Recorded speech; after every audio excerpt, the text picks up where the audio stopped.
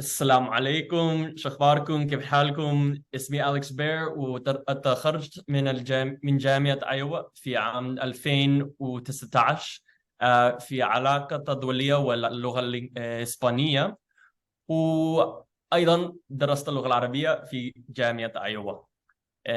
So now I live here in Washington, D.C., and I currently work part-time as outreach director for Nur Majan Language Institute in Oman, and also work with an NGO focused on Latin American politics here in DC. Right, so I grew up in rural eastern Iowa near the Quad Cities, and I just had an interest in languages when I was growing up.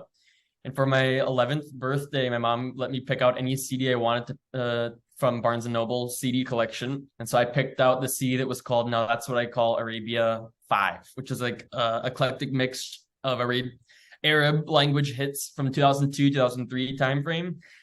So I was really into it. It was the only CD I owned at the time. And I started trying to study Arabic and learn the lyrics of the songs. I mean, I had Nancy Ajram, Amr Diab, Najwa Karam. I mean, all the big stars of the time are on it.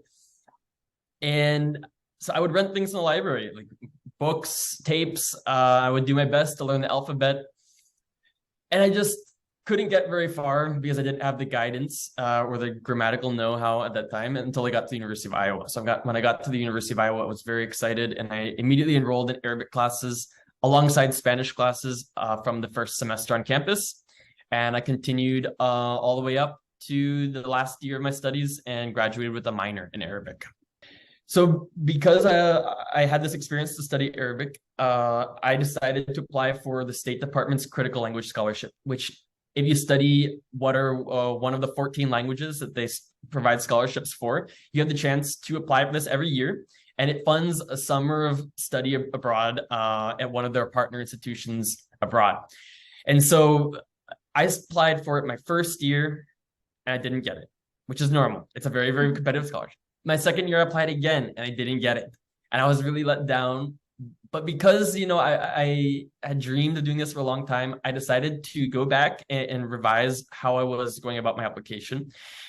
And I realized that really what I needed is I needed more than just language classes. I needed to get involved in other pursuits focused on the Middle East and really, really delve into that region and make it something that was more than just a academic side pursuit and make it more of an emphasis of an entire semester. And so the University of Iowa had classes in human rights and Islam, which I took history of the Middle East, which I also took that same semester, and then Arabic dialects, which is a really, really fun class that they offered every once in a while. And so once I added all those to one semester that was going to apply to the Critical Language Scholarship, and with that level of devotion, with that level of interest, my scholarship application went to the finalist round and all the way up to being awarded a summer of free paid study in Oman. So I spent the summer of 2018, which was after my junior year, in Ubri, Oman, which is a small town in the interior of that country, studying Arabic intensively 5 hours a day. And at the end of that summer, I tested in at the advanced low level, which is, I was very, very proud of to have made it that far just with my few years of study at the University of Iowa and then 2 months of study in Oman. And my senior year, I again applied for the CLS and was also awarded it, this time to Morocco. But unfortunately, I turned it down in favor of a different international scholarship, the Fulbright, which I completed the past couple of years in Colombia.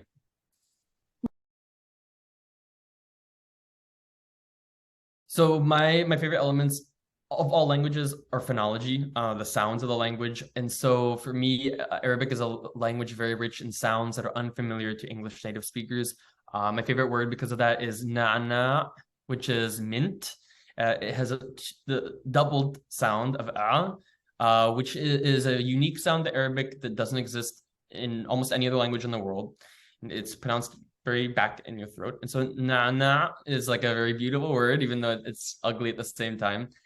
And the second thing is just the system of verbs, specifically in Arabic, is quite organized in a way that I've never seen in a European language. And that's that once you realize that all words in Arabic can be traced back to a 3 or 4 letter root, it's usually a verb, everything makes sense. For example, the word for mattress is martaba. Martaba comes from the root rataba. Rataba means to order something or to place something in like a certain ideal way.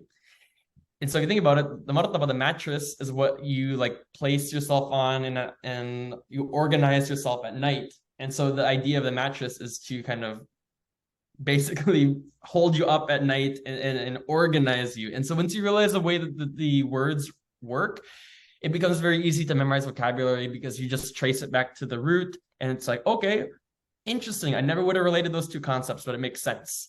And so that's how you really learn Arabic, is you make those connections between roots and then the individual words. At the very beginning, you're just going to be memorizing a bunch of random words and it's going to not make any sense.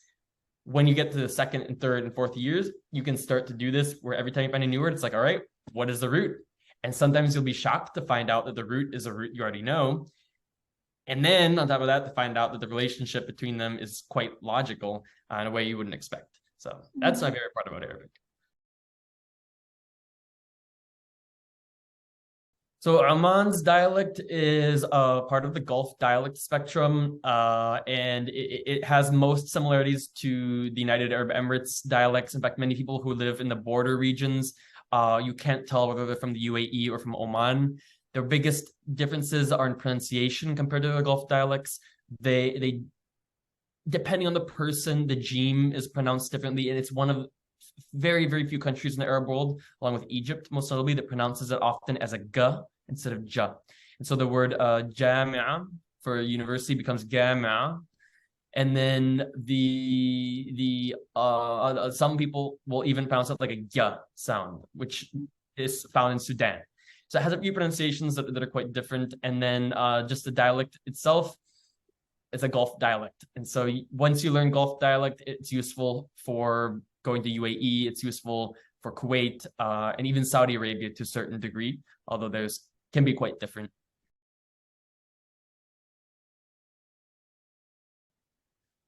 So with studying Arabic, again, these opportunities with scholarships and fellowships are really opened up to you because the US government, State Department, and other institutions provide scholarships for the study of Arabic abroad. You can get a study abroad experience in the Middle East completely paid for because of your Arabic studies if you're truly devoted. And so, I mean, just to name a few programs, in addition to the critical language scholarship, there's the Fulbright program, which I did in Colombia as an English teacher. And you do not have to want to be an English teacher to apply for these, because many people who apply for them are interested in just being in the country and learning the language and getting the experience. And you can apply to that in Morocco, Palestine, and a few other Middle Eastern countries. I believe it depends on the year.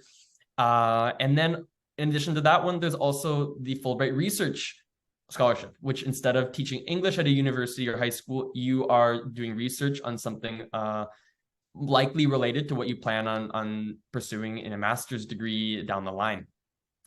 In addition to those, the Omani government sponsors the Salam program, which is a summer of study abroad in Oman, completely paid for by the Diwan, the Ministry of Foreign Affairs of Oman. And then there's also the CASA program for those who are graduates, which funds up to, I believe, a full year of study in Egypt and Cairo. And the list goes on. There are many, many opportunities. And so when you study a language, a critical language like Arabic, and you get to an intermediate level, not even an advanced level, an intermediate level, you suddenly have all these opportunities that you can pursue at the end of your time at the university or even while you're still enrolled at the university.